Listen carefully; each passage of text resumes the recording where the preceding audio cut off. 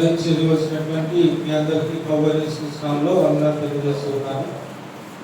దేవుడు గతించినటువంటి దినములన్నీ కూడా కాపాడి మరి ఒక పరిశుద్ధ దినమందు దేవుడు మనం నడిపించిన విధానం బట్టి దేవునికి కృతజ్ఞతాస్తుతులు తెలియజేస్తూ ఈ సమయంలో ఒక మనందరికీ తెలిసినటువంటి పరిచయమైనటువంటి అంశమే ఐక్యత అనేటువంటి అంశంలో మనం నేర్చుకోవాల్సినటువంటి పాఠములు దేవుడు మనకి ఈ లోకంలో జీవిస్తున్నప్పుడు ఏ రీతిగా మనము ఐక్యముగా ఉండాలి, ఏ విషయాలలో ఆ ఐక్యత భావన కలిగినటువంటి వారుగా మనం ఉండాలి అనేటువంటి విషయాలను మనం ఆలోచన చేయబోతున్నాం. మొట్టమొదట ఐక్యత అనేది ఎక్కడి నుండి ప్రారంభమైంది, ఇది మనం ఆలోచన చేయాలి. ఐక్యత అనేది ఎక్కడి నుంచి ప్రారంభమైంది? ఐక్యత యొక్క ప్రారంభం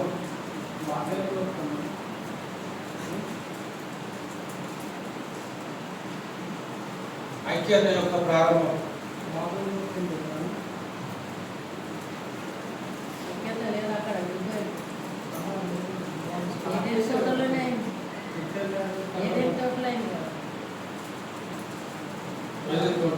బాబేల్ గోపురం దగ్గర విడిపోతారు.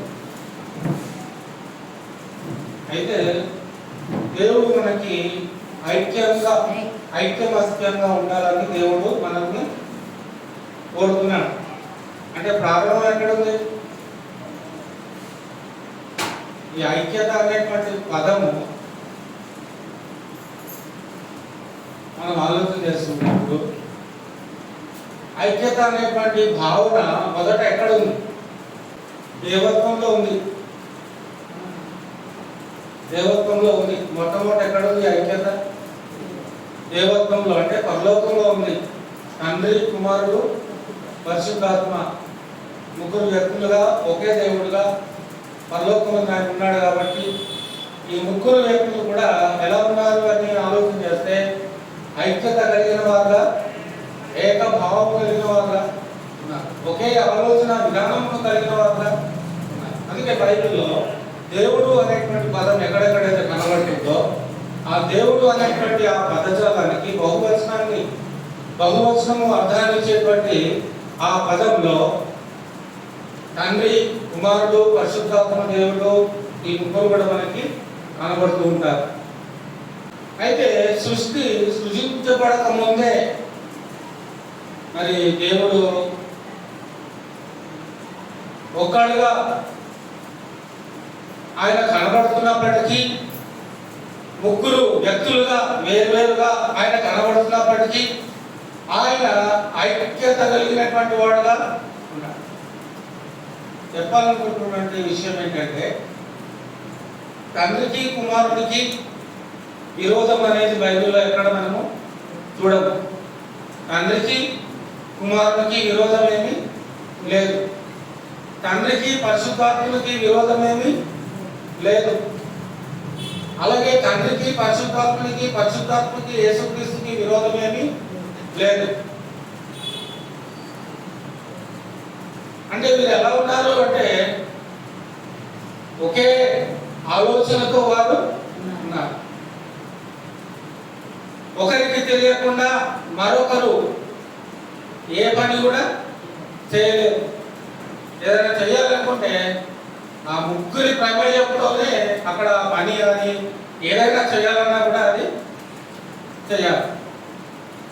సృజించబడక ముందు మనం ఆలోచన చేస్తున్నప్పుడు దేవుడు ఏం ఆలోచన చేస్తున్నాడు? సృష్టి సృజించబడిన తర్వాత ఆదికాండము 1వ అధ్యాయము 26వ వచనం. అక్కడ 26వ వచనంలో దేవుడు అన్న దగ్గర తండ్రి వస్తాడు, కుమారుడు వస్తాడు, పరిశుద్ధాత్మ దేవుడు వస్తాడు. దేవుడు అన్న దగ్గర ఈ ముగ్గురు సంభాషణ జరుగుతుంది పరలోకంలో. ఈ ముగ్గురి సంభాషణ అనేది జరుగుతూ ఉంది. ముగ్గురు మాట్లాడుకుంటూ ఉన్నారు. అలాగే ఏమంటున్నాడు దేవుడు? ఏమంటున్నాడు? మన స్వరూపమందు బహువచనం. దేవుడు అనేటువంటి పదము బహువచనం ఒకరి కంటే బహువచనం అని ఎప్పుడు అంటారు? ఒకటి కంటే ఎక్కువ ఉంటే, సింగిల్ డిజిట్ కాకుండా డబుల్ డిజిట్ వస్తే అది బహువచనం అంటారు. అది ఇక్కడ మన అనేటువంటి సంభాషణ దేవుడు ఇక్కడ చేస్తూ ఉన్నాడు. దేవుడు మాట్లాడుతున్నాడు, మన పోలిక చొప్పున, మన స్వరూపమందు మన పోలిక చొప్పున నరులను చేయుదము. మన పోలిక చొప్పున మన స్వరూపమందు నరులను చేయుదము. నరులను చేయుటలో దేవుని యొక్క ఆలోచన ఏ విధంగా ఉంది అంటే ఐక్యంగా సమానంగా ఉంది. వారు కలిసి ఒక మానవుని యొక్క నిర్మాణమును చేయాలనేటువంటి ఆ తలంపును దేవుడు కలిగి ఉన్నాడు.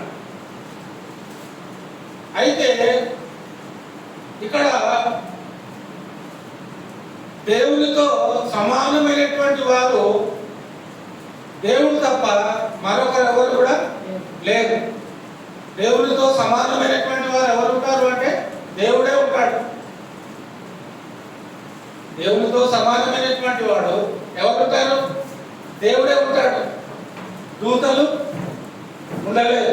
దేవునితో సమానంగా దూతలు ఉండలేదు. ఎందుకంటే దూతలే ఆ దేవుని నిత్యము ఏం చేస్తూ ఉన్నారు అంటే స్తుతిస్తూ ఉన్నారు, మహిమపరుస్తూ ఉన్నారు, ఘనపరుస్తూ ఉన్నారు, ఆరాధిస్తూ ఉన్నారు. కాబట్టి దేవునితో సమానంగా ఉన్నటువంటి వారితోనే దేవుడు ఏమని మాట్లాడాలి? మనము అని మాట్లాడాలి. మనము అంటే సృష్టిని సృజించుటలో దేవుడు ఐక్యత కలిగినటువంటి ఆలోచన విధానాన్ని ఆయన కలిగి ఉన్నాడు. దేవుడు అనుకుంటున్నప్పుడు, తండ్రి అనుకుంటున్నప్పుడు, పరిశుద్ధాత్ముడు కూడా తండ్రి మాటనే అనుసరిస్తూ ఉన్నాడు. కుమారుడు అయినటువంటి దేవుడు కూడా తండ్రి మాటనే అనుసరిస్తూ.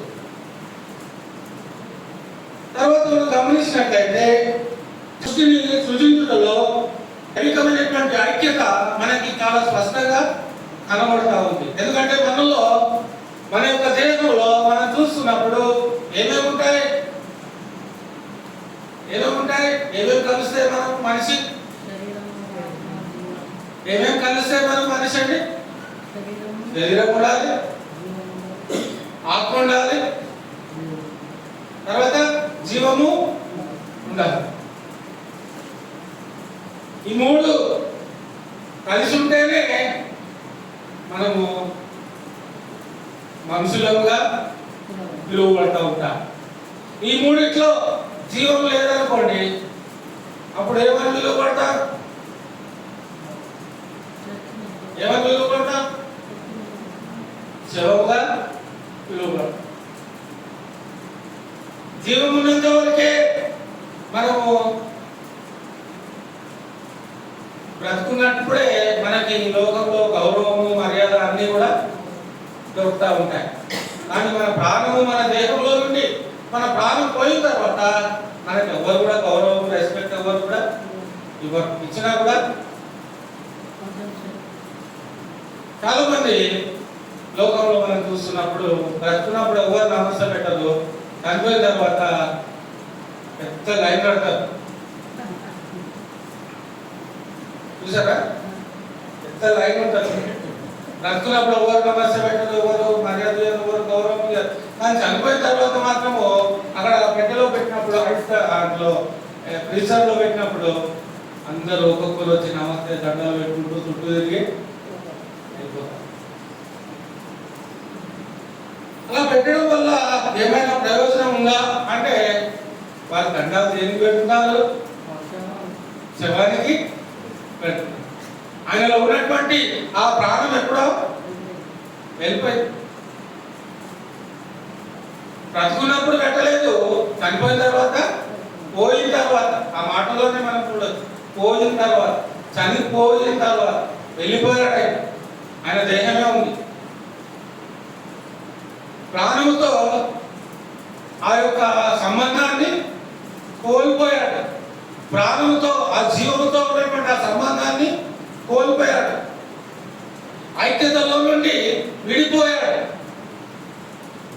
ఆత్మ, శరీరము, ప్రాణము అనేటువంటి ఆ యొక్క ఐక్యతలో నుండి ప్రాణము పోయింది. అప్పుడు ఏమైంది? శవమైంది. దైవికమైనటువంటి కోణంలో ఐక్యత అనేటువంటి పాఠము మనం ఆలోచన చేస్తున్నప్పుడు ఆదికాండము 2వ అధ్యాయము 4వ వచనం నుండి 9వ వచనం వరకు గమనించినట్లయితే, ఆదికాండం 2వ అధ్యాయము 4వ వచనం నుంచి 9వ వచనం వరకు దేవుడైన యెహోవా భూమిని ఆకాశమును చేసిన దినమందు భూమి ఆకాశములు సృజించబడినప్పుడు వాటి వాటి ఉత్పత్తి క్రమము ఇదే. అది వరకు పొలమందలి ఏ పొదయు భూమి మీద ఉండలేదు, పొలమందలి ఏ చెట్టును మలవలేదు. లేదా దేవుడైన యెహోవా భూమి మీద వాన కురిపించలేదు, నేలను సేద్యపరచుటకు నరుడు లేడు. అయితే ఆవిరి భూమి నుండి లేచి నేల అంతటిని తడిపెను. దేవుడైన యెహోవా నేలవంటితో నరుని నిర్మించి, దేవుడైన యెహోవా అంటే ముగ్గురు వస్తారు ఇక్కడ, తండ్రి ఒక్కడే కాదు. దేవుడైన యెహోవా అంటే తండ్రి వస్తాడు, కుమారుడు వస్తాడు, పరిశుద్ధాత్ముడు వస్తాడు. ఎందుకంటే తర్వాత మనం చూస్తాం ఎలా వస్తారో అనేది మనం చూస్తాం తర్వాత. ఇప్పుడైతే భూమి సృజించబడిన తర్వాత దేవుని యొక్క పాత్ర, ఈ సృష్టిని సృజించుటలో దేవుని యొక్క పాత్ర సంపూర్ణంగా ఉంది. అయితే ఈ భూమిని దేవుడు తయారు చేశాడు, మరి భూమి మీద చెట్లను మొలిపించాడు, మరి సముద్రంలో జీవరాశులను సృజించాడు. తర్వాత ఇంకా ఆయనకి ఏదో తక్కువ అయింది, దేవునికి ఇంకా ఏదో తక్కువైంది. అంటే భూమిని సేద్యపరచుటకు నరుడు లేడు, ఎవరు లేరు అనేటువంటి ఆలోచన దేవుడు చేస్తున్నాడు. ఎన్నో వచనం ఉండేది? 5వ వచనం చివరి, నేలను సేద్యపరచుటకు నరుడు లేడు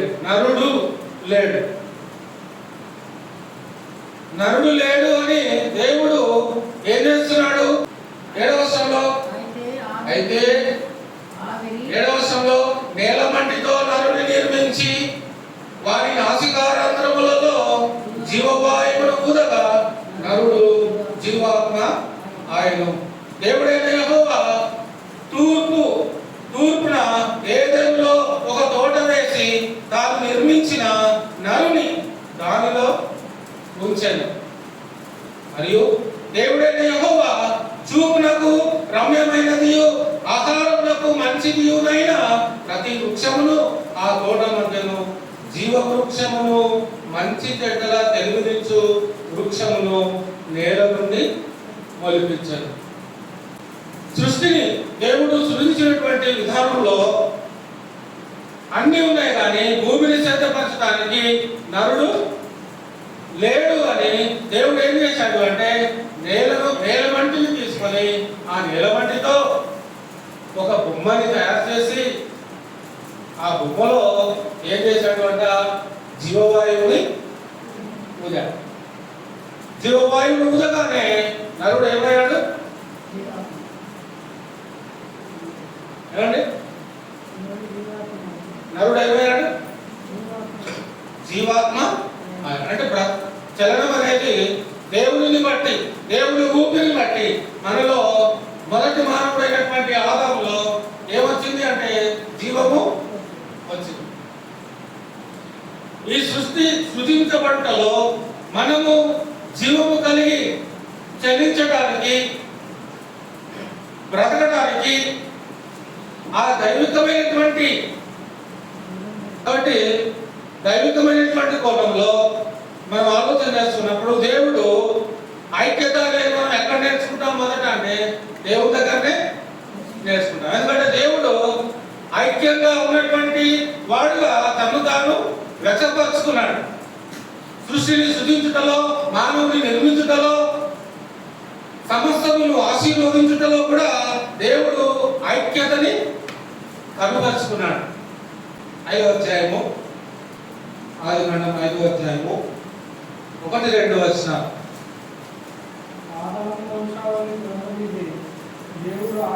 ఆదాము వంశావళి గ్రంథము ఇదే. దేవుడు ఆదామును సృజించిన దినమున దేవుని పోలికగా అతనిని చేశాను. ఎవరి పోలికగా చేసినట్టు? ఆదాముని. దేవుని పోలికగా ఆదాముని చేసుకున్నాడు. ఇప్పుడు నేనున్న ఉదాహరణకి నేనే ఆదాముని అనుకోండి కాసేపు. ఇప్పుడు దేవుడు చేశాడు అనుకోండి. దేవుడు చేసిన తర్వాత దేవుని పోలికగా దేవుడు చేసినప్పుడు ఇప్పుడు దేవుడు ఏమేమి పిలువబడుతున్నాడు? దేవుడు ఏమేమి పిలువబడుతున్నాడు? తండ్రిగా పిలువబడుతున్నాడు, కుమారుడుగా పిలువబడుతున్నాడు, ఆత్మగా పిలువబడతా ఉన్నాడు. ఇప్పుడు నేను పుట్టిన తర్వాత, వివాహమైన తర్వాత నేనేమని పిలువబడతాను? నాకు కుమార్తెలు పుట్టిన తర్వాత నేనేమని పిలువబడతాను? తండ్రిగా పిలువబడతాను. పుట్టినప్పుడు కుమారుడుగా పిలువబడతాను. ఇంకా నాలో ఇంకా ఏముంది? ఆత్మ కూడా. ఆత్మగా నేను పిలువబడను, కానీ నాకు ఒక పేరు ఉంది. ఆ పేరుతోనే నేను పిలువబడతాను. ఇప్పుడు దేవుని స్వరూపంలో, దేవుని పోలికగా నరుని దేవుడు నిర్మించాడు. ఆయన ఊపిరిని పోశాడు, ఆయన ప్రాణాన్ని పోశాడు, ఆయన జీవవాయువు మనలో ఊదాడు. కాబట్టి మరి జీవాత్మగా ఆదాము పిలువబడ్డాడు. రెండవ పాయింట్ ఏంటంటే ఇక్కడ ఏం చేస్తున్నాడు? 2వ వచనంలో, 5వ అధ్యాయం 2వ వచనంలో, మగవానిగాను ఆడుదానిగాను వారిని సృజించి వారు సృజింపబడిన దినమున వారిని ఆశీర్వదించి వారికి నరులని పేరు పెట్టాడు. మొట్టమొదటి దేవుడు మనిషిని తయారు చేసినప్పుడు, పురుషునిగాను స్త్రీనిగాను తయారు చేసినప్పుడు దేవుడు వారికి ఏమని పేరు పెడుతున్నాడు? నరులు అనేటువంటి పేరు దేవుడే. మనకి ఎవరు పేరు పెట్టారట? దేవుడే పెట్టాడు మనకి పేరు. దేవుని చేత పేరు పెట్టబడిన మనం, దేవుని చేత నిర్మింపబడిన మనం, దేవుని ఊపిరి చేత జీవించుచున్న మనం, ఏ దేవుని చేత అయితే మనం జీవించున్నామో, ఏ దేవుని చేత అయితే మనం బ్రతుకుతున్నామో, ఏ దేవుని ఊపిరితో మనము చెల్లించగలుగుతా ఉన్నామో, జీవించగలుగుతా ఉన్నామో, అలాంటి దేవుడే ఈరోజు దేవుడు కాదు అనే మాటలు వినబడతా ఉన్నాయి. ఆయన దేవుడు కాదు.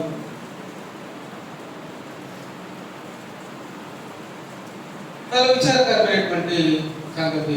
ఇక్కడ చెప్పాలనుకుంటున్నటువంటి విషయం ఏంటంటే 5వ అధ్యాయంలో 2వ వచనంలో గమనించవలసినటువంటి విషయం ఏంటంటే, స్త్రీనిగాను మగవానిగాను ఆడదానిగాను వారిని సృజించి వారు సృష్టింపబడిన దినమున వారిని ఆశీర్వదించి వారికి నరులని పేరు పెట్టాడు. వారిని ఏం చేస్తున్నాడు? వారిని ఆశీర్వదించాడు. ఆశీర్వదించడం అంటే మల్టిప్లై అవ్వాలని. ఆదాము అవ్వ, దేవుడు ఆదాము అవ్వలను తన స్వహస్తాలతో చేశాడు. ఇప్పుడు అది విస్తరించాలి. భూమి మీద నరులు విస్తరింపబడాలి అంటే ఆ ఆదాములో నుండే, ఆ అవ్వ ద్వారానే ఈ భూమి మీద మనుషులని తీసుకొని రావాలనేటువంటి ఆలోచన దేవుడు కలిగిన వాడు. అలా జరగడానికి దేవుడు ఏం చేశాడు అంటే వారిని ఆశీర్వదించాడు.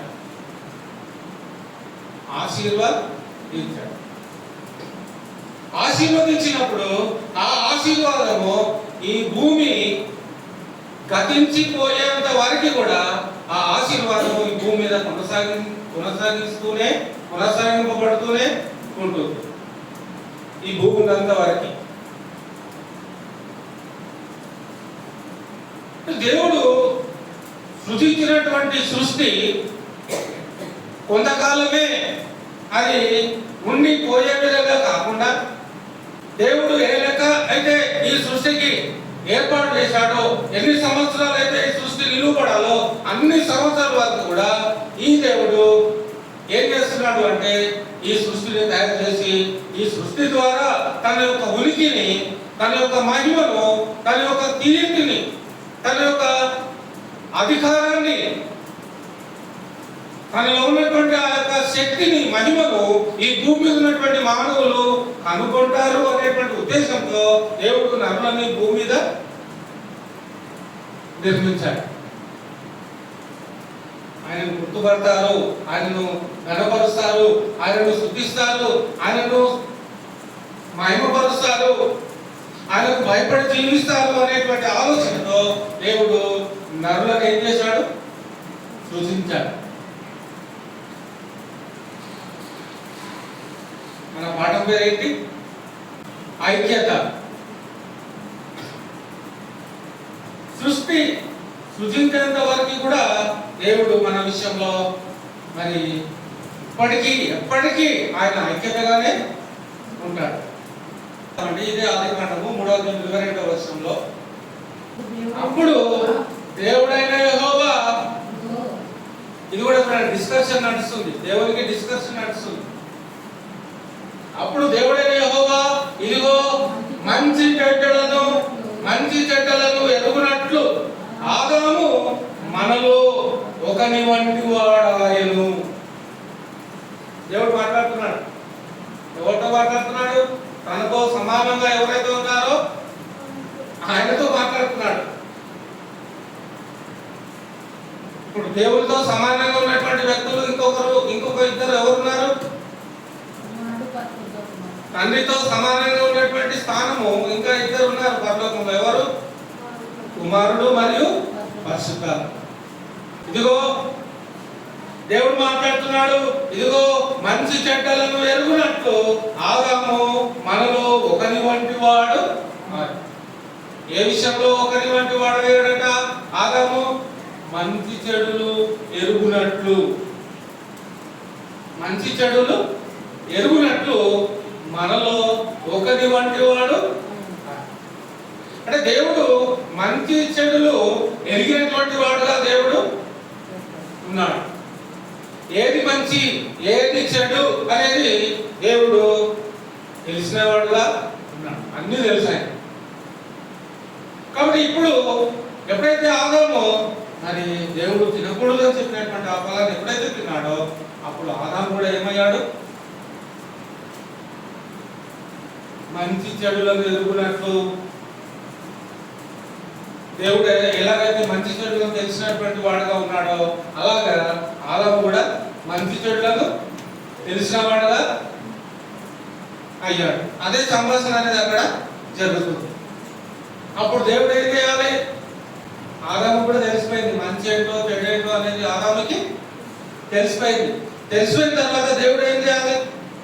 ఆదాముకి చెడు అంటే తెలియదు. దేవుడు సృజించినప్పుడు, దేవుడు ఆదాము అవ్వాలని నిర్మించినప్పుడు చెడు అంటే ఏంటో వాళ్ళకి తెలియదు, పాపం అంటే ఏంటో వాళ్ళకి తెలియదు. ఇప్పుడు ఫలము తిన్న తర్వాత వారికి చెడు ఏంటి అనేది పాపం ఏంటి అనేది వాళ్ళకి తెలిసింది. అందుకే ఆ ఫలము తిన్న తర్వాతనే వారు దిగంబరులని గుర్తించారు. అప్పటి వరకు కూడా వారు దిగంబరులుగానే ఉన్నారు. కానీ ఎప్పుడైతే ఆ ఫలము వాళ్ళు తిన్నారో వాళ్ళకు ఆ దిగంబరత్వం అనేది అవమానంగా అనిపించింది. అందుకే దేవుడు ఏం మాట్లాడుతున్నాడు అంటే ఇప్పుడు వీళ్ళకు కూడా మనలాగా మంచి చెడు అంటే ఏంటో తెలిసిపోయింది. కాబట్టి ఇప్పుడు దేవుడు ఏం చేయాలి? అక్కడనే ఉంది కదా ఆన్సర్ కింద 3:22 వస్తుంది.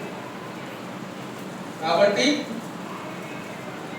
అతడు ఒకవేళ తన చెయ్యి చాచి జీవవృక్ష ఫలమును కూడా తీసుకొని తిని నిరంతరము జీవించునేమో అని దేవుడైన యెహోవా అతడు ఏ నేల నుండి తీయబడెనో దాన్ని సేద్యపరచుటకు ఏదైనా తోటలో నుండి అతనిని పంపివేసెను. అప్పుడు ఆయన ఆదామును వెళ్ళబట్టి ఏదేను తోటను తూర్పు దిక్కున తెరుగులను జీవవృక్షములకు మార్గమును కాచుటకు ఇటు అటు తిరుగుతున్న ఖడ్గజ్వాలను నిలువబెట్టి. మంచి చెడు అంటూ ఆదాముకి తెలిసిపోయింది. ఇప్పుడు ఆదాము ఏం తినాలని ట్రై చేస్తాడు? నువ్వు తినుమన నిశ్చయముగా చచ్చదవు అని చెప్పాడు కదా దేవుడు. చచ్చదవు చెప్పిన తర్వాత ఇక ఆదాముకి అర్థమైపోయింది, నేను ఫలమును తిన్నాను, నాకు మంచిటో చెడేటో ఇక నాకు తెలిసిపోయింది, కాబట్టి నేను ఎప్పుడో ఒకసారి తప్పకుండా మరణించాలి ఉంది. ఇంకా ఏదైనా స్పెషల్గా ఈ తోటలో ఏదైనా ఉందేమో, ఇంకా నేను తినకూడని ఫలాలు ఏమైనా తోటలో ఉన్నాయేమో అని మనకు ఆలోచన రాకముందే దేవుడు ఏం చేశాడు అంటే ఆ ఏదైనా తోట వారిని తోలేదు. అలా అక్కడికి వెళ్ళకుండా చెరువులను మరి అక్కడికి వెళ్ళకుండా అడ్డంగా పెట్టేస్తారు. అంటే ఆ చెరువులను దాటి ఆ జీవవృక్ష ఫలాన్ని తినేటువంటి అవకాశము ఆదాము అవ్వలకు దాని తర్వాత వచ్చేటువంటి సంతానానికి లేదు. ఏం ఫలం తినడానికి? జీవవృక్ష ఫలం తినడానికి ఆ అవకాశాన్ని వాళ్ళు, ఆ యొక్క అర్హతను వాళ్ళు కోల్పోయారు పాపం చేసి, దేవుడి యొక్క ఆజ్ఞను అతిక్రమించి. అంటే దేవుడి యొక్క మాటకు వీరిద్దరు కూడా ఐక్యంగా లేరు. దేవుని యొక్క మాటకి ఆదాము వారిద్దరు ఎలా లేరు? ఐక్యంగా లేరు. అంటే దేవుడు చెప్పినటువంటి మాటకి లోబడాలి అనేటువంటి ఆలోచనలో ఐక్యంగా లేరు, కలిసి లేరు. ఎలా ఉన్నారు? అపోస్తల కార్యం 5వ అధ్యాయంలో అననీయ సభ్యులలాగా ఉన్నారు. వారిద్దరు కూడా ఏకముగా ఉన్నారట. ఏ విషయంలో ఏకంగా ఉన్నారట? దేవుడికి ఇచ్చే విషయంలో ఏకంగా ఉన్నారు. దేవుడికి ఇచ్చే విషయంలో కాస్త దాచుకొని దేవుడికి ఇచ్చే విషయంలో వాళ్ళు ఏకంగా ఉన్నారు. అంటే దేవుడిని మోసం చేసే విషయంలో వాళ్ళు ఏకంగా ఉన్నారు. పరిశుద్ధాత్మను మోసపరిచేటువంటి విషయంలో వారు ఏకంగా ఉన్నారు. ఇక్కడ కూడా దేవుడు ఆదాములను ఏం చేస్తున్నాడు అంటే ఆ ఫోటోలో నుండి బయటికి గెంటి వేశాడు, భూమిని సేదపరచాడు. అంటే అప్పటి వరకు భూమిని వీళ్ళేమి ఏదైనా తోటలో ఉన్నంత కాలము మీరు భూమిని ఏమి సేదపరచలేదు. ఏ విధమైనటువంటి శ్రమతో కూడినటువంటి కష్టాన్ని వాళ్ళు ఏమి, కానీ ఆ చెట్లకు నీళ్లు పోసుకోవడము, ఆ చెత్త చెదారం అంతా కూడా క్లీన్ చేసుకోవడం, అలాంటి పనులే చేశారు. కానీ నాటడము, దున్నడము, విత్తనం వేయడము, ఇలాంటి ఏమి కూడా వాళ్ళు చేశారు. దేవుడే వాళ్ళ కోసము అన్ని ఫలాలను ఇచ్చాడు. అంటే మీరంతా ఐక్యంగా ఉండాలి అని ఆలోచన దేవుడు ఆదాము విషయంలో మీరు ఐక్యంగా ఉండాలి, నాకు లోబడి జీవించాలి అనేటువంటి భావనతోనే దేవుడు ఆదాములని తయారు చేశాడు. కానీ ఇక్కడ ఏమైంది? కట్ చేస్తే సీన్ రివర్స్ అయింది. దేవుడు అనుకున్నటువంటి ఆలోచన, దేవుడు ఆదాము మీద పెట్టుకున్నటువంటి నమ్మకము, దేవుడు ఆదాము మీద పెట్టుకున్నటువంటి ఏదేదో ఆలోచన చేసి ఉండొచ్చు దేవుడు. మరి దేవునికి తెలీదా ఆదాము తప్పు చేస్తారని? తెలుసు. అందుకే దేవుడు ఏం చేశాడు అంటే సృష్టి సృజించబడక ముందే క్రీస్తులో ఆయన మనల్ని ఏం చేసుకున్నాడు? ఏర్పాటు చేసేసుకున్నాడు. కాబట్టి ఆలోచన చేయవలసినటువంటి విషయం ఏంటంటే ముందు మనము దేవుని విషయంలో ఐక్యముగా ఉండాలి, లోబడేటువంటి విషయంలో ఐక్యముగా ఉండాలి. ఒకే మాట మీద మనము జీవించడం అనేది నేర్చుకోవాలి. ఒకే మాటకు లోబడి జీవించడం అనేది మనం నేర్చుకోవాలి. ఎప్పుడైతే దేవుని యొక్క మాటకు మనము ఆ యొక్క ఒప్పందాన్ని ఎప్పుడైతే మనం వ్యక్తపరచమో, ఎప్పుడైతే లోబడకుండా మన ఇష్టానుసారంగా ఎప్పుడైతే మనం జీవిస్తామో, అక్కడ దేవుని వద్ద నుండి మనకు రావాల్సినటువంటి ఆ ప్రతిఫలము రాకుండానే పోతుంది. దేవుని వద్ద నుండి మనకు ప్రతిఫలం కావాలి అంటే దేవుడు చెప్పినట్లుగానే మనం ఈ లోకంలో ఐక్యంగా ఉండాలి. ఐక్యంగా ఉండాలి. కీర్తనల గ్రంథము 133వ అధ్యాయము 1వ వచనం మాత్రం మనం చదువుకుందాం. సహోదరులు ఐక్యత కలిగి నివసించుట ఎంత మేలు. సహోదరులు ఎలా ఉండాలట? ఐక్యత కలిగి నివసించాలి. అలా నివసిస్తే ఏంటి అంటే మేలు, ఎంతో మేలు, ఊహించలేని మేలు, అనుకోనని విధంగా మేలు పొందుతాము అనేటువంటి విషయాన్ని దావీదు ఈ యొక్క కీర్తన గ్రంథంలో మనకు తెలియజేస్తున్నాడు. ఎంత మేలు, ఎంత మనోహరము అంటూ ఉన్నాడు.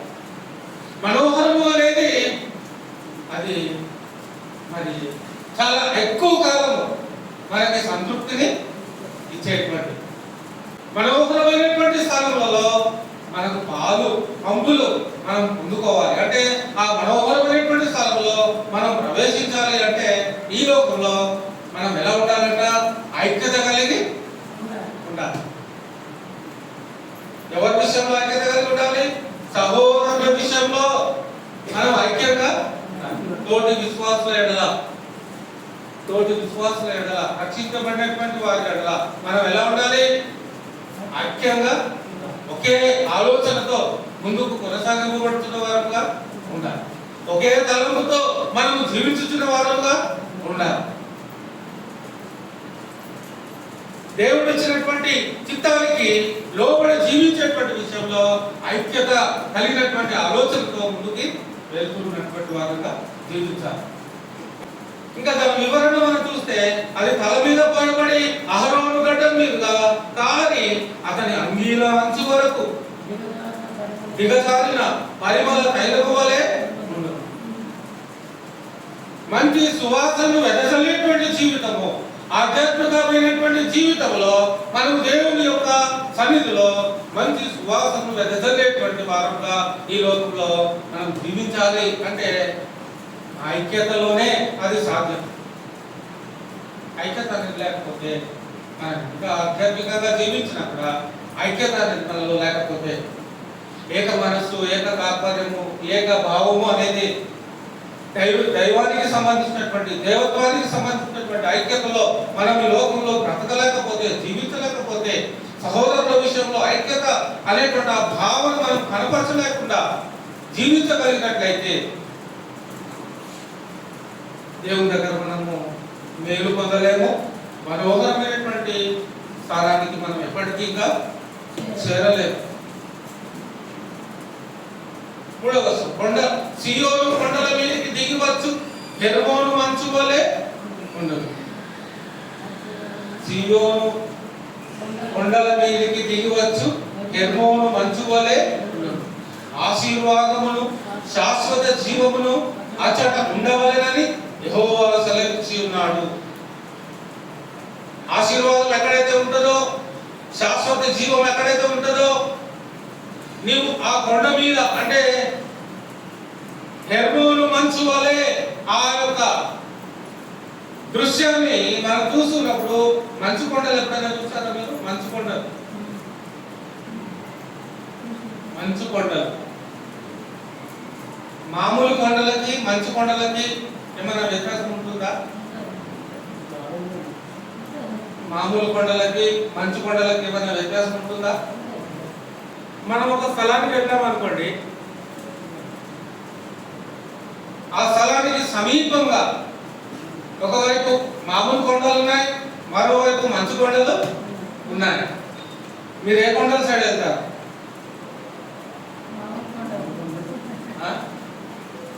మళ్ళీ ఒక స్థలానికి మనం వెళ్ళాం అనుకోండి, ఒకవైపు ఏమో మామూలు కొండలు ఉన్నాయి, అక్కడ మంచు ఏమి ఉండదు, ఓన్లీ చెట్లు ఉంటాయి, నీళ్లు కూడా ఏమి ఉండవు. కానీ ఇంకోవైపు ఏమో మంచు కొండలు ఉన్నాయి, అక్కడ విస్తారమైనటువంటి నీళ్లు ఉన్నాయి. మామూలు కొండల దగ్గర వేడి బాగుంది, మంచు కొండల దగ్గర చాలా చల్లగా ఉంది. దేన్ని మీరు సెలెక్ట్ చేసుకుంటారు?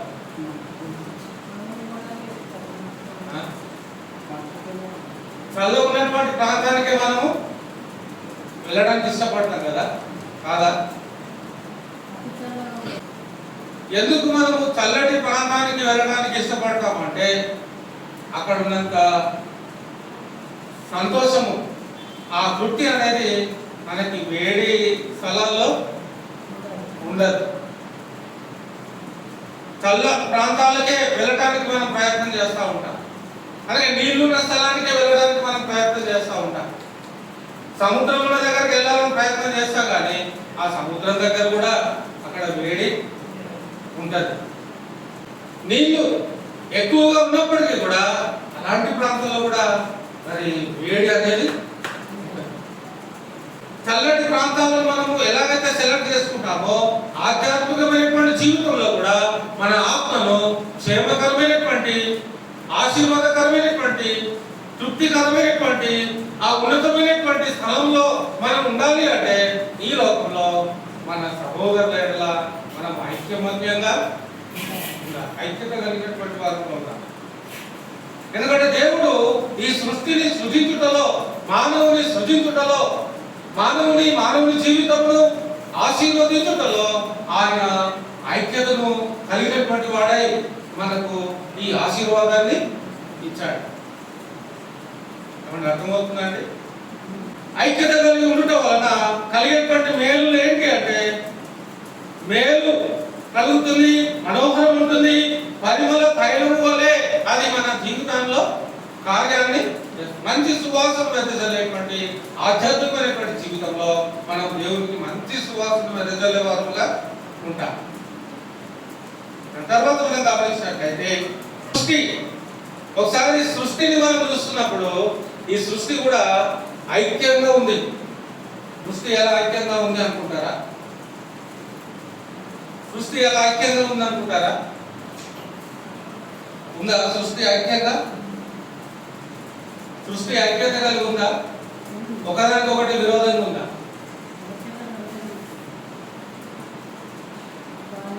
ఒక్క సెకండ్ ఈ సృష్టి ఒకదానికి ఒకటి విరోధంగా ఉంటే ఈ సృష్టి ముందుకి పోదు. ఏమండి? సూర్యుడు అనుకున్నాడు అనుకోండి, నేను ఎందుకు వెలుగులు ఇవ్వాలి అని అనుకున్నాడు అనుకోండి కాసేపు, అప్పుడు ఏమవుతుంది? మొత్తం చీకటి అయిపోతుంది.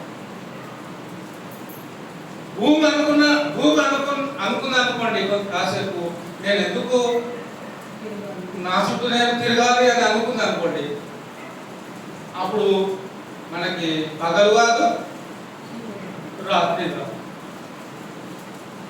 పగలు రాత్రి ఈ రెండు కలిస్తే ఒక దినము మనం ఎలా చూస్తున్నామో, మరి 24 గంటలు పగలే ఉంటే మనం ఎక్కువ రోజులు జీవించలేము భూమి మీద. అలాగని 24 గంటలు రాత్రి ఉన్నా కూడా మనం ఈ భూమి మీద ఎక్కువ కాలం జీవించలేము. ఎందుకంటే ఈ శరీరము దేవుడు ఎలా డిజైన్ చేశాడు అంటే 12 గంటలు ఎండ తగలాలి, 12 గంటలు ఈ శరీరానికి విశ్రాంతి ఉండాలి. అలాగే దేవుడు ఈ సృష్టిని డిజైన్ చేశాడు మనకు. అంతేనండి? సూర్యుడికి విరోధంగా భూమి లేదు, భూమికి విరోధంగా సూర్యుడు లేడు, ఈ రెండింటికి విరోధంగా చంద్రుడు, నక్షత్రాలు లేవు. అయితే ఇవన్నీ కూడా ఆ సర్వ సృష్టికర్త అయినటువంటి దేవుడికి లోబడి ఉన్నాయి. దేవుడి మాటను కాదనకుండా సృష్టి దేవుడి మాట మీద ఆధారపడి వాటి పనిని అవి చేసుకుంటాయి. సృష్టి దేవుడి మాటలకు ఎందుకు లోబడాలి? సృష్టి దేవుడి మాటకు ఎందుకు లోబడాలి? ఏమండి? సృష్టి అంతా కూడా ఆయన ద్వారానే సృజించబడింది. ఈ లోకంలో ఉన్నటువంటి మనం కూడా ఆయన ద్వారానే, ఆయనను బట్టే మనం సృజించబడ్డాం. సృష్టికి మనకి ఉన్నటువంటి తేడా ఏంటి? వ్యత్యాసం ఏంటి అంటే, పంచభూతాలన్నీ కూడా ఆయన నోటి మాట ద్వారా చేసుకున్నాడు, మనల్ని మాత్రము తన స్వహస్తాలతో తన ఊపిరిని, అది తేడా. ఇప్పుడు తన నోటి మాట ద్వారా సృజించబడినటువంటి సృష్టి ఆయన మాటకి లోబడుతుంది. తన స్వహస్తాలతో, తన కష్టాలతో, తన ఊపిరిని పోసి మనకు జీవాన్ని ఇచ్చినటువంటి ఆయన జీవం చేత బ్రతుకుతున్నటువంటి మనం మాత్రము ఆయనకి మనం లోబడటం లేదు. పైగా నువ్వు దేవుడవే కాదు అనేస్తాము. ఏమండి, సృష్టించిన వారికి చాలా దీర్ఘశాంతము ఉంది, చాలా దీర్ఘశాంతం ఉంది, చాలా ప్రేమ ఉంది. మేఘాలకి భూమికి వ్యతిరేకత భావం ఏమి లేదు. ఒకవేళ మేఘాలే కనుక భూమి మీద వ్యతిరేకత భావం ఉంటే భూమి మీద వర్షం పడదు. వర్షం ఎలా పడుతుంది? మేఘాల ద్వారానే వర్షం మనకి పడుతుంది. దేవుని యొక్క చిత్తానుసారంగా ఏ టైంలో ఏ విధంగా ఈ సృష్టి ముందుకు వెళ్ళాలో, ఎప్పుడు ఈ భూమికి నీరు అవసరం పడుతుందో, ఎప్పుడు ఈ భూమికి ఎండ అవసరం పడుతుందో, ఈ మనిషి జీవించినంత కాలము ఈ లోకంలో మనిషికి ఏమేమి అవసరతలు ఉంటాయో, ఏమేమి అక్కర్లు ఉంటాయో, ఇవన్నీ కూడా దేవుడు మన కోసం ఈ భూమి మీద సిద్ధపాటు చేసే సృష్టించాడు. సృష్టిలో ఐక్యత ఉంది, దేవత్వంలో ఐక్యత ఉంది, కానీ మనలోనే ఐక్యత లేదు. ఇప్పుడు తండ్రి కుమారునికి ఐక్యత ఉందా లేదా చూద్దాం. యోహాను సువార్త 10వ అధ్యాయము 30వ వచనము. అంటే నేను తండ్రియు ఏకమై ఉన్నాము. 10వ అధ్యాయం 30వ వచనం అండి. అలా చదువుతున్నారు, అదేనా? నేనును అంటే కుమారుడు, తండ్రియును ఏకమై ఉన్నామని వారితో చెప్పారు. అంటే యేసుక్రీస్తు లోకంలో శరీరధారిగా ఉన్నప్పుడు ఆయన ఏం చెప్పుకుంటున్నాడు? నేను అంటే యేసుక్రీస్తు ప్రభువారు, తర్వాత తండ్రి అయినటువంటి దేవుడు ఏమై ఉన్నారట? ఏకమై. ఏ విషయంలో ఏకమై ఉన్నారు? తండ్రి కుమారుడు. ఏ విషయంలో ఏకమై ఉన్నారు? తండ్రి కుమారుడు. ఏ కోణంలో ఏకమై ఉన్నారు తండ్రి కుమారుడు? దేవత్వంలో తండ్రి కుమారుడు ఏకమై ఉన్నారు. తండ్రి దేవుడైతే ఈయన కూడా దేవుడే. నేను తండ్రిను ఏకమై ఉన్నాము. మీరు అనుకుంటున్నటువంటి తండ్రి మీకు దేవుడైతే నేను కూడా దేవుణ్ణే అని చెప్తున్నాడు యేసుక్రీస్తు ప్రభు వారు ఇక్కడ. అంటే ఇశ్రాయేలు దేవుడు యెహోవా దేవుడు, యెహోవాను వాళ్ళు ఆరాధించేటువంటి వారు. పితరుల దేవుడు, ప్రవక్తల దేవుడు. ఇశ్రాయేలు యొక్క దేవుడు ఎవరు అంటే పితరుల దేవుడు, ప్రవక్తల దేవుడు, యెహోవా అనేటువంటి నామము కలిగినటువంటి దేవుడు. యాకోబు, అబ్రహాము, ఇస్సాకు, యాకోబుల దేవుడు. ఆ దేవుడినే ఇశ్రాయేలు ఏం చేయాలి? ఆరాధన చేయాలి.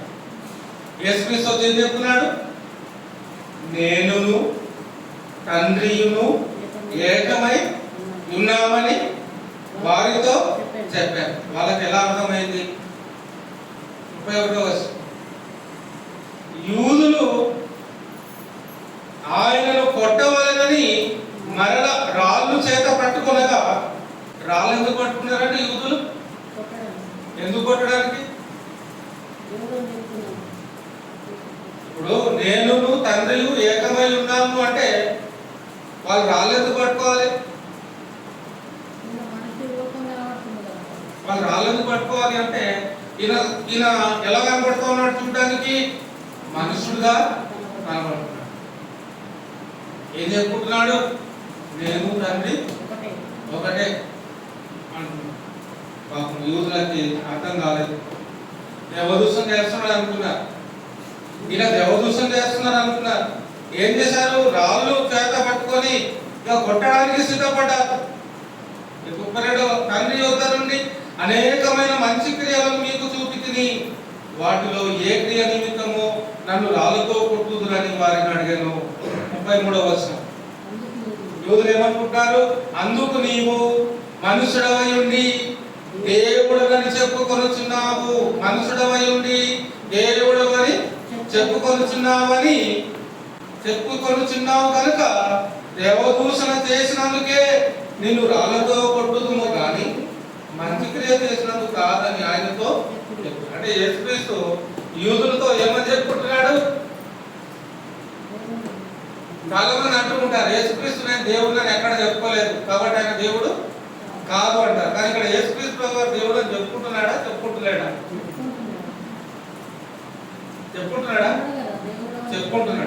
అంటే ఇప్పుడు తండ్రి కుమారుడు, తండ్రి వేరే వ్యక్తి, కుమారుడు వేరే వ్యక్తిత్వం కలిగినటువంటి వాడు. ఇప్పుడు తండ్రి పరలోకమందు ఉన్నాడు, కుమారుడు శరీరధారిగా భూమి మీద ఉన్నాడు. ఇప్పుడు ఏమని చెప్పుకుంటున్నాడు ఈయన? నేను తండ్రి ఏకమై ఉన్నాము అని చెప్పుకుంటూ ఉన్నాడు. ఆ ఐక్యతను తెలియజేసుకుంటున్నాడు,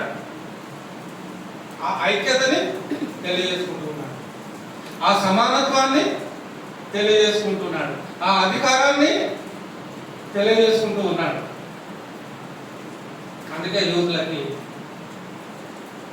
ఇక ఎక్కువ రోజులైన కొత్తలేదు, ఎంత తొందరగా సిల్వకి చంపేస్తే అంత తొందరగా మనము ధర్మశాస్త్రాన్ని అనుసరించుకుంటూ జీవించవచ్చు అని అనుకున్నారు.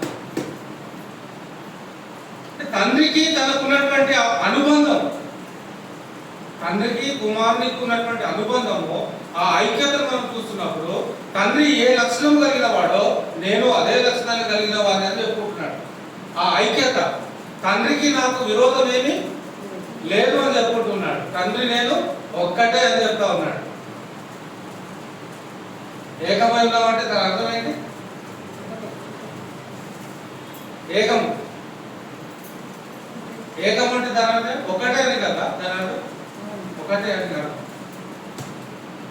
కాబట్టి తండ్రి ఏ అధికారాన్ని కలిగి ఉన్నాడో అదే అధికారం నేను కలిగి ఉన్నాను. ఆ ఐక్యత, అనుబంధాన్ని తెలియజేసేటువంటిది.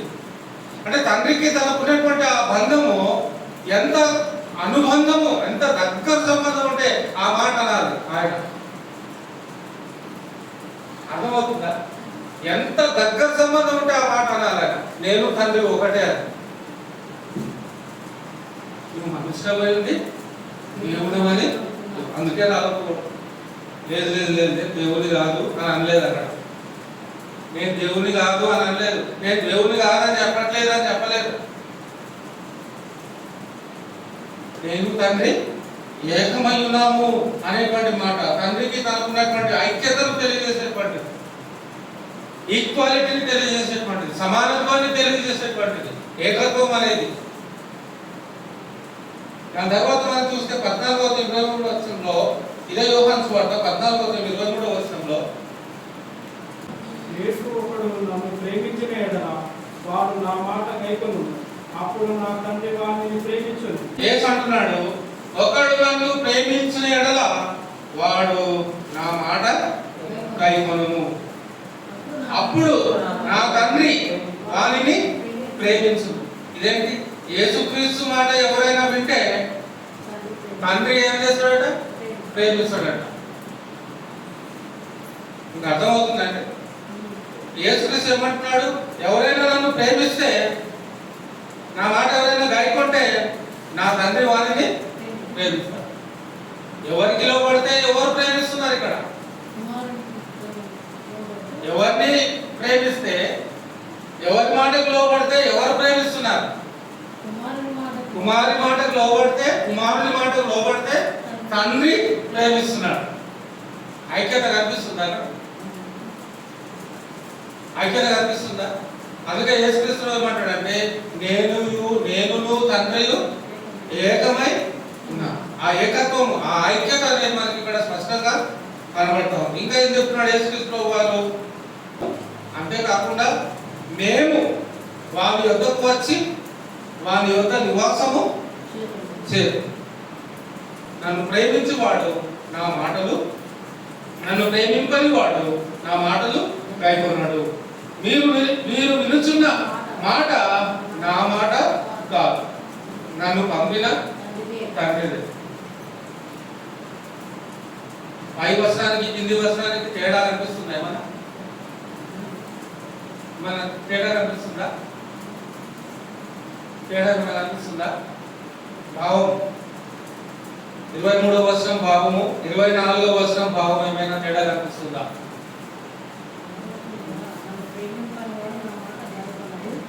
కనిపిస్తలేదా? కనిపిస్తుందా తేడా? ఉంది, తేడా ఉంది. పై వచనంలో ఏమన్నాడు? ఒకడు నన్ను ప్రేమించాడు వాడు నా మాట కైకొంటాడు, అప్పుడు నా తండ్రి వారిని ప్రేమిస్తాడు అంటున్నాడు. ఇక్కడేమో సమానత్వాన్ని చూపిస్తున్నాడు. 24వ వచనంలోనేమో తను తాను తగ్గించుకొని తండ్రిని హెచ్చిస్తున్నాడు. ఇది తేడా.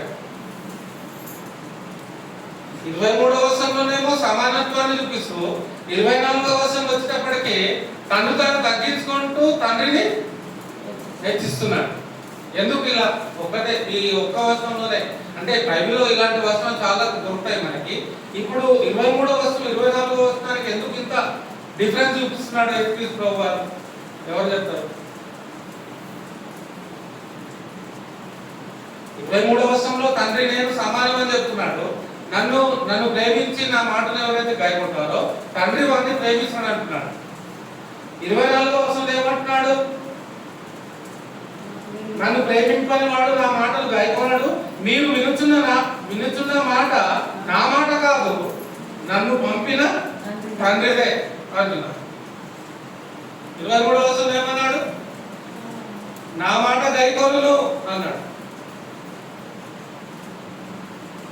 23వ వచనంలో దేవుడుగా చెప్తున్నాడు, 24వ వచనంలో మనుష్య కుమారుడుగా చెప్తున్నాడు.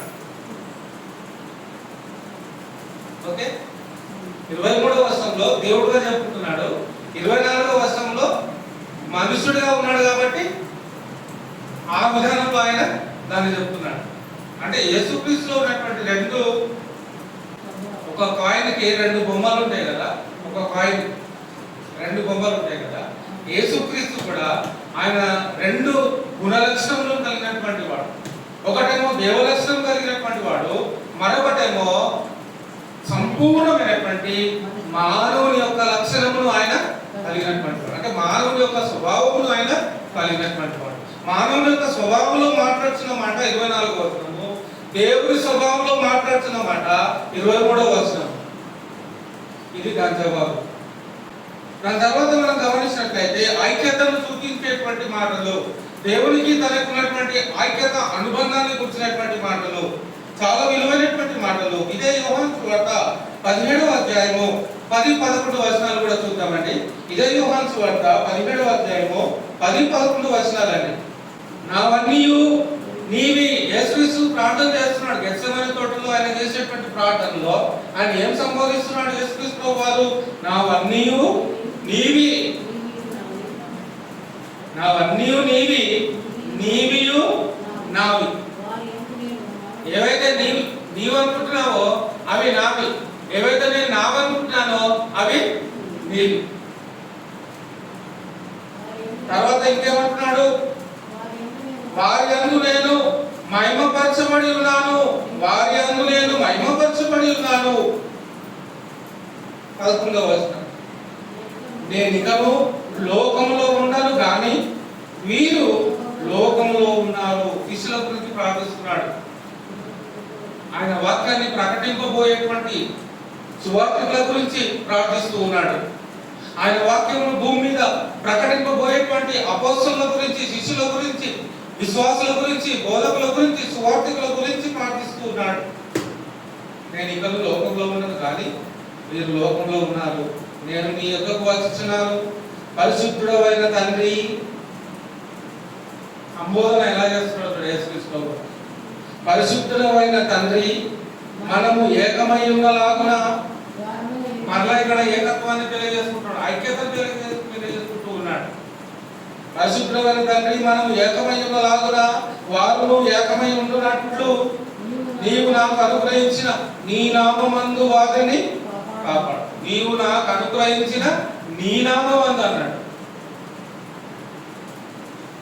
యేసుక్రీస్తు ఏ నామాన్ని అయితే కలిగి ఉన్నాడో ఆ నామం ఎవరిది? ఈ వాటని బట్టి తండ్రిది. యేసుక్రీస్తు ఏ నామం అయితే కలిగి ఉన్నాడో ఆ నామం ఎవరిది? తండ్రి. కాబట్టి నువ్వు నాకు ఏ నామాన్ని అయితే ఇచ్చావో అని సంబోధిస్తున్నాడు. నీవు నాకు అనుగ్రహించిన నీ నామమునందు వారిని కాపాడము. నేను వారి యొద్ద ఉండగా నీవు నాకు అనుగ్రహించిన వారిని నీ నామమందు కాపాడుతిని. నేను వారిని భద్రపరిచితిని కనుక లేఖనం నెరవేరినట్లు నాశనపుత్రుడు తప్ప వారిలో మరి ఎవడునూ నశింపలేదు. ఇప్పుడు నేను నీ యొద్దకు వచ్చుచున్నాను. నా సంతోషము వారి యందు పరిపూర్ణమగునట్లు లోకమందు ఈ మాట చెప్పుచున్నాను. వారికి నీ వాక్యం ఇచ్చి ఉన్నాను.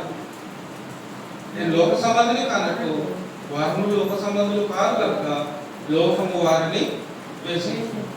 అంటే లోక సంబంధులుగా మనం జీవించకపోతే, ఈ లోకంలో లోక సంబంధులుగా మనం జీవించకపోతే లోకం మనకి శత్రువు అవుతుంది. దైవికమైనటువంటి జీవితాన్ని కనుక మనం జీవించినట్లయితే దేవుడు మనకి మిత్రుడు అవుతాడు, దేవుడు మనకు స్నేహితుడు అవుతాడు, దేవుడు మనకి కాపుదలగా ఉంటాడు, సంరక్షకుడుగా ఉంటాడు,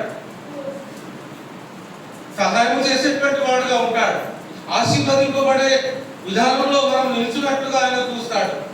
నావన్నీ నీవి, నీవన్నీ నావి. కీర్తన గ్రంథము 92:13 కూడా త్వరగా యెహోవా మందిరములో నాటబడిన వారై వారు మన దేవుని ఆవరణములో వర్ధిల్లుదురు.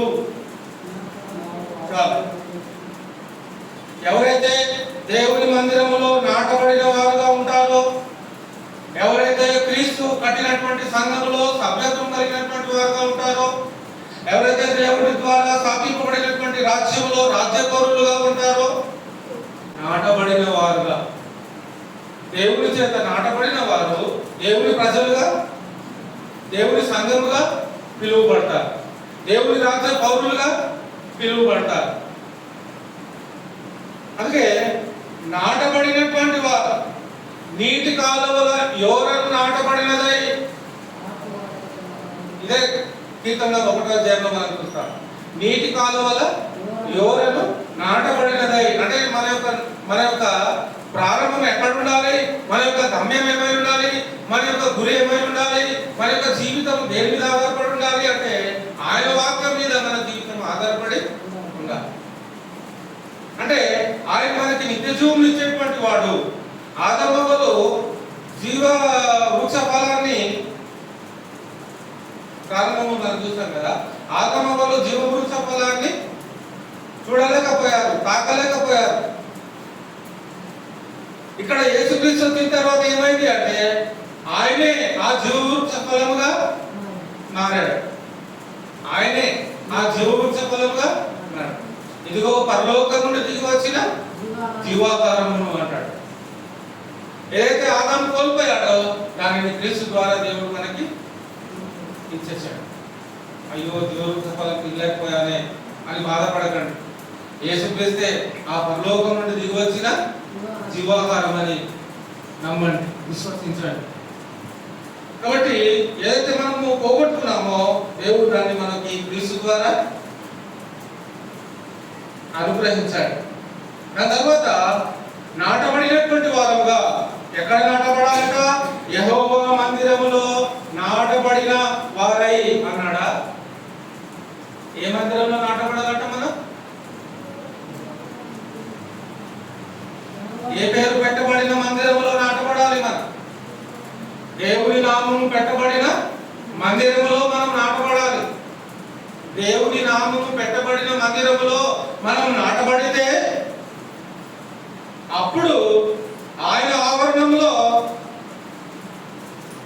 మనం ఏమవుతామట? వర్ధిల్లుతాం, బ్లెస్ అవుతాం, ఆశీర్వదింపబడతాం, విస్తరింపబడతాం. మనం విస్తరింపబడాలి, ఆశీర్వదింపబడాలి, వర్ధిల్లాలి. మనం పోరాటాలు చేస్తూ ఉంటారు, కొంతమంది స్ట్రైకులు చేస్తూ ఉంటారు. ఏమైనా స్ట్రైకులు చేస్తుంటారు? మన ప్రియతమ నాయకుడు వర్ధిల్లాలి వర్ధిల్లాలి అని అరుస్తూ ఉంటారు కదా. వర్ధిల్లాలి. మనం దేవుని దృష్టిలో వర్ధిల్లాలి అంటే మరి మనం ఎక్కడ ఉండాలి? ఆయన నాటిన మందిరంలో ఉండాలి. ఆయన నాటిన మందిరంలో మనం ఉంటేనే మనకు వర్ధిల్లుతాం. ఆయన దృష్టిలో, ఆయన సన్నిధిలో జీవించగలుగుతాం, ఆయన సన్నిధిలో ప్రవేశించగలుగుతాం. ఇంకొక మాట నేను చదువు ముగిస్తాను. నెక్స్ట్ వీక్ కూడా ఇది కంటిన్యూషన్ ఉంది, అయిపోలే లెసన్ ఉంది, అయిపోతుంది. యోహాను సువార్త 17వ అధ్యాయము 20 నుంచి 26 వచనాలు. ఇది ఎప్పటి చూసుకొని ముగించుకుంటాము. మరియు నీవు నన్ను పంపితివి, లోకమును నమ్మునట్లు తండ్రి నాయందు నీవును నీయందు నేను ఉన్నలాగున వారును మనయందును ఏకమై ఉండవలనని వారి కొరకును మాత్రమే నేను ప్రార్థించుటలేదు. వారి వాక్యం వలన నాయందు విశ్వాసముంచు వారందరూ ఏకమై ఉండవలనని వారి కొరకు ప్రార్థన చేయుచున్నాను. మనము ఏకమై ఉన్నలాగున వారును ఏకమై ఉండవలనని నీవు నాకు అనుగ్రహించిన మహిమను నేను వారికి ఇచ్చితిని. వారి యందు నేను నా యందు నీవును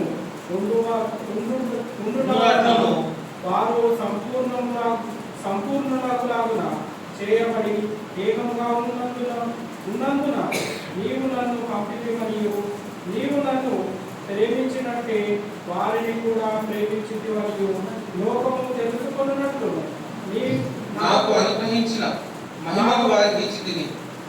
తండ్రి, నీవు ఎక్కడ ఉందో నేను ఎక్కడ ఉందునో అక్కడ నీవు నాకు అనుగ్రహించిన వారిని నాతో కూడా ఉండవలెనని, నీవు నాకు అనుగ్రహించిన నా మహిమను వారు చూడవలనని కోరుచున్నాను. జగత్తు పునాది వేయబడక మునుపే నీవు నన్ను ప్రేమించితివి. నీతి స్వరూపుడవకు తండ్రి, లోకము నిన్ను ఎరగలేదు, నేను నిన్ను ఎరుగుదును. నీవు నన్ను పంపితు అని వీరు ఎరిగి ఉన్నారు.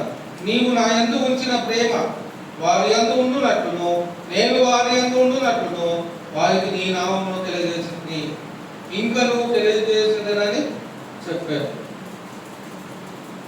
20వ వచనం నుండి 26వ వచనం వరకు చూసినప్పుడు యేసుక్రీస్తు ప్రభువు వారు గెత్సెమనే తోటలో చేసినటువంటి ప్రార్థన తండ్రితో తనకున్నటువంటి సంబంధాన్ని, తండ్రితో తనకున్నటువంటి అనుబంధాన్ని, తండ్రితో తనకున్నటువంటి సమానమైనటువంటి హోదాని ఒకవైపు చూపిస్తూనే మరోవైపు శరీరధారిగా ఆయన ఉన్నాడు కనుక తండ్రిని హెచ్చించుకున్నటువంటి వాడుగా మనకు అక్కడ ఆయన కనబడుతూ ఉంటాడు. తర్వాత ఆయన ఎందుకు విశ్వాసం ఉంచినటువంటి వారిని కూడా ఆయనలో ఆ యొక్క ఏకభావంలోనికి వారిని నడిపించడానికి ఆయన ఎంతో ప్రయాసపడుతున్నట్టుగా ఆయన యొక్క ప్రార్థనలో ఆయన యొక్క ఆ యొక్క ఆవేదనను ఆయన వ్యక్తపరచుకుంటూ ఉంటాడు. అంటే ఆయన రాబోయేటువంటి దినాల్లో శిష్యులు ఐక్యమత్యంగా దేవుని యొక్క పనిని చెయ్యాలి అనేటువంటి ఆలోచన అవగాహనతో యేసుక్రీస్తు ప్రభువు వారి గురించి, వారి ద్వారా రక్షణలోకి వచ్చేటువంటి వారి గురించి యేసుక్రీస్తు ప్రభువు వారు ప్రార్థన చేస్తూ ఉన్నాడు. రక్షణ యొక్క ప్రాముఖ్యత, రక్షణ అనేది ఎంతో ప్రాముఖ్యమైంది, ప్రతి వ్యక్తికి అవసరమైంది. కాబట్టి ఆ రక్షణను కాపాడుకోవాలి అంటే దేవుడితో మనము ఐక్యం కలిగినటువంటి వారంగా ఉండాలి.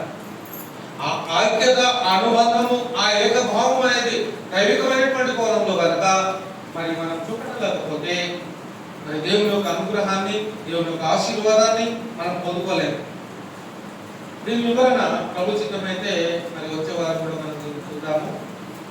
కాబట్టి ఇక్కడ ఐక్యత అనేది మనం ఆలోచన చేస్తున్నప్పుడు దేవుడు తనకు తానుగా ఏ రీతిగా అయితే తన యొక్క పనిని మన యొక్క విషయంలో, సృష్టి విషయంలో ఏ రీతిగా అయితే తన పనిని ఆ యొక్క భావనతో ఆయన జరిగించాడో, ఆయన విశ్వసించినటువంటి మనం కూడా ఈ లోకంలో మనము ఆ ఐక్యతను, ఆ యొక్క ఐక్యత అనేటువంటి ఆ బంధాన్ని మనము కనుపరుచుతున్న వారంగా ఈ లోకంలో జీవించాలి.